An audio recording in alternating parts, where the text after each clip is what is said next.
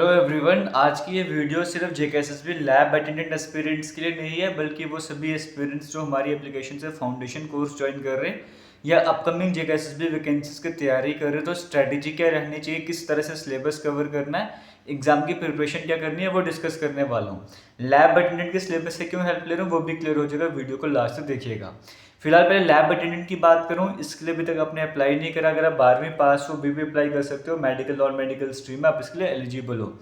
और अगर आप अपकमिंग एग्जाम की तैयारी कर रहे हो तो आप सभी को इस फॉर्म के लिए ज़रूर अप्लाई करना चाहिए। क्यों अप्लाई करना चाहिए? क्योंकि इसका एग्ज़ाम इसमें लगता नहीं किसी तरह का कोर्ट केस वगैरह होने वाला, तो इसके एग्जाम आने वाले 3 से 4 महीने में यानी कि दिसंबर तक आपको इसका एग्जाम देखने को मिल सकता है। और आप किसी भी पर्टिकुलर एग्जाम की तैयारी कर रहे हो जेकेएसएसबी की, इसमें वो सारा सिलेबस है जो हर एक एग्जाम में देखने को मिलता है। अगर आप इसका सिलेबस कवर करोगे, इसका मतलब जेकेएसएसबी का कोई भी एग्जाम आराम से क्रैक कर लोगे। तो इसकी तैयारी करना स्टार्ट कर दो। आपको पता है टारगेट आपके सामने, एग्जाम टाइम पर हो जाएगा इसका, बड़े मजे से बड़े आराम से। तो इसके साथ साथ आपका सिलेबस जल्दी कवर हो जाएगा, फिर कोई भी फॉर्म में जेकेएसएसबी का आ जाए आप आराम से एग्जाम क्रैक कर लोगे। अब क्या सिलेबस इसका क्या है, एक बार वो भी देख लेंगे, बट इससे पहले इसके बारे में कुछ इंपॉर्टेंट डिटेल्स बताऊं। वैकेंसीज हालांकि कम है, 32 वैकेंसीज हैं, बट आप अपनी स्ट्रेंथ को जानो। क्या आप ये सिलेबस इतने कम समय में कवर करके, क्या आप सारा सिलेबस कवर करके ये एग्जाम क्रैक कर सकते हो? कितना सिलेबस आप कवर कर सकते हो? एक तरह से आपके सामने टारगेट सेट हो चुका, अपने टारगेट वो अचीव करना है।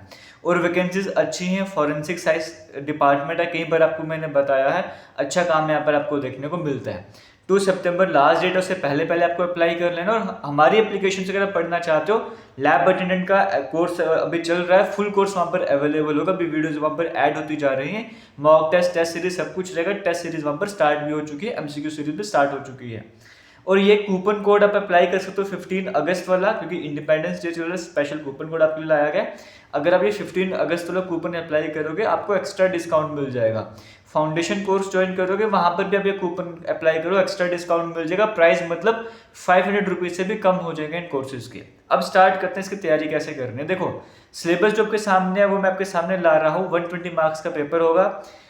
सबसे पहले जैसे अभी मैंने एप्लीकेशन में पढ़ाना स्टार्ट करा है, मैंने फर्स्ट वीक में क्या करा, जो रीजनिंग का पोर्शन आपको देखने को मिल रहा है इसका टेस्ट लिया था। अब एस्पिरेंट्स ने एक हफ्ते में कितना कवर करा, कितना कवर नहीं करा, बट मैंने एक वीक के बाद इसका इस पोर्शन का टेस्ट लिया है। जिन एस्पिरेंट्स ने अच्छा करा, ऐसा नहीं कि उन्होंने अच्छा कर लिया वो छोड़ देंगे। ये क्योंकि रीजनिंग है ना, रीजनिंग को प्रैक्टिस करना पड़ता है। सबसे पहले ये टॉपिक क्यों करवाया, अब आपको सभी टॉपिक्स का एक बार समझ आ चुका है। अब जब तक एग्जाम होगा आप कभी नंबर सीरीज की प्रैक्टिस करोगे, कभी लेटर सीरीज, कभी कोडिंग डिकोडिंग, रिवीजन आपकी चलती रहेगी। ये पोर्शन तब तक आपका बिल्कुल स्ट्रांग बन जाएगा। बेसिक लेवल के नहीं रहोगे, एडवांस लेवल के स्टूडेंट बन जाओगे और इसके और भी टेस्ट अपलोड होते रहेंगे। अब अगर अभी तक आपने कोर्स ज्वाइन नहीं करा था, आप कोर्स ज्वाइन करना चाह रहे हो, अब आप पहले हफ्ते में ये वाला सिलेबस कंप्लीट करो, रीजनिंग का पोर्शन कवर करो, और उसके बाद टेस्ट वहां पर अवेलेबल है, आप कभी भी जाके वो टेस्ट अटेम्प्ट कर लो। अगर आप एक हफ्ते से कम टाइम लेते हो तो और बेस्ट रहने वाला, बाकी बच्चों के बराबर पहुंच जाओगे। लेकिन ये मत सोचना कि बाकी बच्चे आगे निकल गए। मेन पर्पस होता है सिलेबस कवर करना। अब आपके पास टाइम है, अच्छे तरीके से सिलेबस कवर कर लो।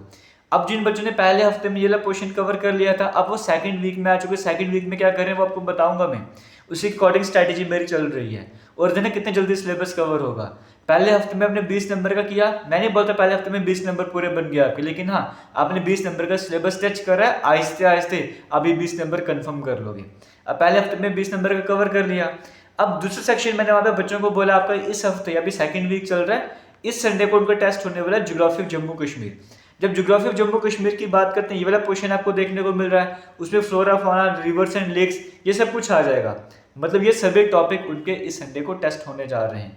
अब एस्पिरेंट्स कितने अच्छे से तैयारी करते हैं वो उन पर डिपेंड कर रहा है, बट जो अच्छे से तैयारी करेगा इस हफ्ते में वो क्या कर रहे हैं, वो रीजनिंग का भी पुराना रिवाइज कर रहे हैं जिन्होंने पढ़ा है, रिविजन के साथ ज्योग्राफी का पोर्शन भी कवर कर रहे हैं। इस हफ्ते के एंड तक उनका इतना बड़ा पोर्शन जो है वो इस सेक्शन से भी कवर हो जाएगा।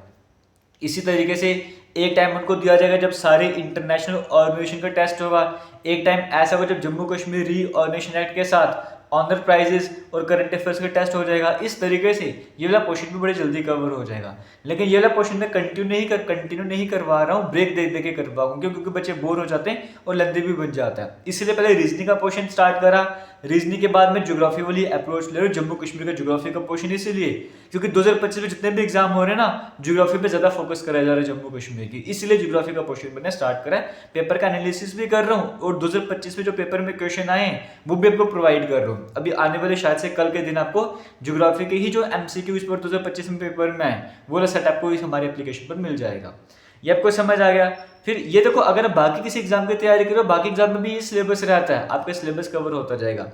नेक्स्ट वीक में आपको क्या टेस्ट होने वाला है, नॉलेज ऑफ कंप्यूटर।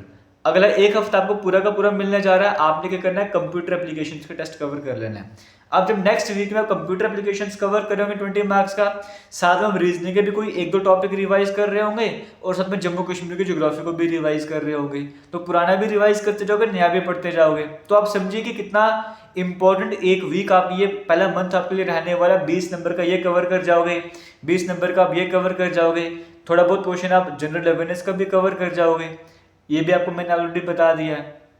उसके बाद फिर आपको क्या मिलेगा, एक हफ्ता मिलेगा जब आप साइंस का पोर्शन कवर करोगे। साइंस के पोर्शन तो एक हफ्ते में पूरा कवर नहीं होगा, लेकिन आप साइंस के पोर्शन में क्या करोगे, जैसे पूरा पोर्शन आता है ना, लाइफ प्रोसेस बायो वाला पोर्शन आपको देखने को मिलता है। Life process, nutrition, respiration, transportation, फिर type of reproduction in plants and animals, classification of plants and animals, ये वाला पोर्शन आप एक हफ्ते में कंप्लीट करोगे। तो पहले एक महीने में आप ये सारा पोर्शन कवर करने जा रहे हो, क्योंकि हमें जल्दी नहीं है, हमें सिलेबस कवर करना, अच्छे से कवर करना है। फिर जब एक मंथ हो जाएगा तो एक मंथ के बाद आपने जितना भी कवर कर लिया सारा एक मॉक टेस्ट होगा। मॉक टेस्ट में पूरा पेपर नहीं आएगा, जो एक महीने में आपको पढ़ाया गया, जो आपके टेस्ट लिए गए उसी का आपका टेस्ट वगैरह रहने वाला है, इस तरह से रहने वाला है। तो कंसेप्ट आपको समझ आएगा।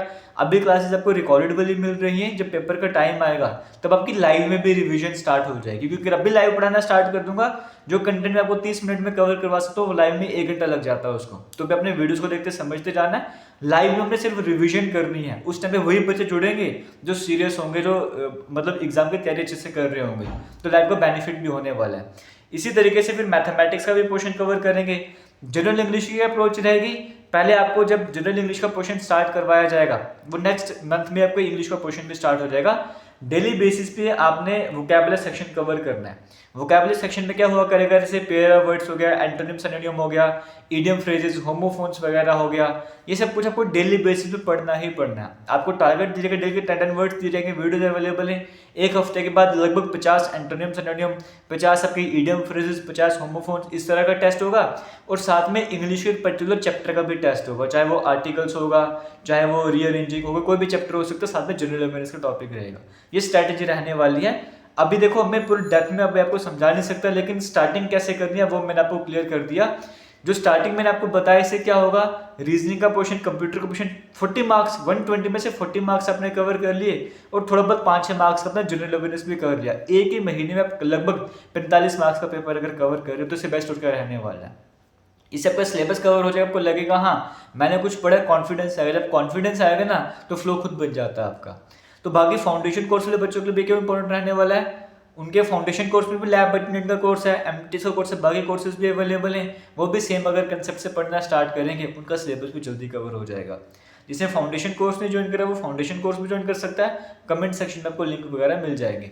ऑल दी बेस्ट आप सभी को। Thank you Jain. वीडियो सही लगे तो शेयर जरूर कीजिए। किसी भी तरह का डाउट होगा कमेंट कर लो, कोई प्रॉब्लम आती है इंस्टाग्राम JK Latest Info के नाम से, वहाँ पर मैसेज कर लो।